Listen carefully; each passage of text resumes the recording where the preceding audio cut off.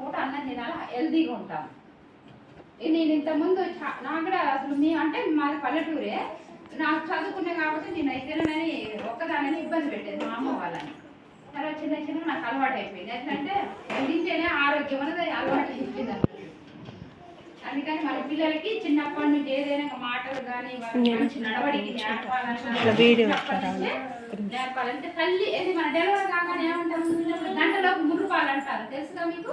ముర్రుపాలు ఎందుకంటే మనం గర్భిణిగా ఉన్నప్పుడు అన్ని ఫస్ట్ పాలల్లో పోషకాలు అందుతాయి కాబట్టి ఫస్ట్ పాలు ఇవ్వటం వల్ల బిడ్డకి ఎలాంటి జబ్బులు రావు. ఎందుకంటే పిల్లలు చాలా మంది నిమ్ము ఆయాసం అంటారు చూడు, అలాంటివి కూడా జ్వరం వచ్చినా కానీ తట్టుకునే శక్తి ఉంటుంది.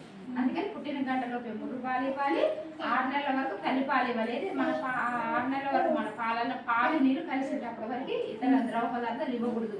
ఇంకోటి 24 నెలల వరకు తల్లిపాలే ఇవ్వాలి. తల్లిపాలు కొనసాగిస్తూ అనుబంధ ఆహారం మొదలు పెట్టాలన్నారు కదా.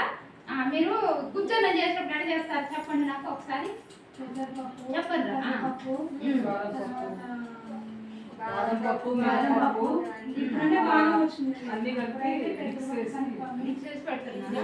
అన్ని కలవాలి. మన బాదమని కాదు, పెసరపప్పు, మినపప్పు, రాగులు అన్ని కలపచ్చు. కలిపి గుజ్జన్నం లాగా చేసి కొంచెం ఒక నెయ్యి చుట్టారు. కొంతమంది ఏంటంటే నెయ్యి పెట్టి పెట్టచ్చు, చాలా మంచిది. ఫస్ట్ పునాది ఎవరు పిల్లలకి? అమ్మ. ఫస్ట్ అమ్మ తర్వాత అమ్మకాయలు పెట్టేది ఎవరు? మా అన్న టీచర్. తను అన్ని చెప్తుంది మీ గృహ సందర్శనం ద్వారా. గర్భిణిగా ఉన్నప్పటి నుంచి తను ఆశాగడే. ఎట్లా అంటే గర్భిణిగా ఉన్నప్పుడు ఏమి తినాలి తను చెప్తారు, తనేమో టీకాల గురించి చెప్తారు. వీరిద్దరు మీ ఊరికి అమ్మలాంటారు. సర్పంచ్ గారేమో ఇల్లు అయ్యండి అవును సార్ మీరు పిలవలే పిలవాల్సింది.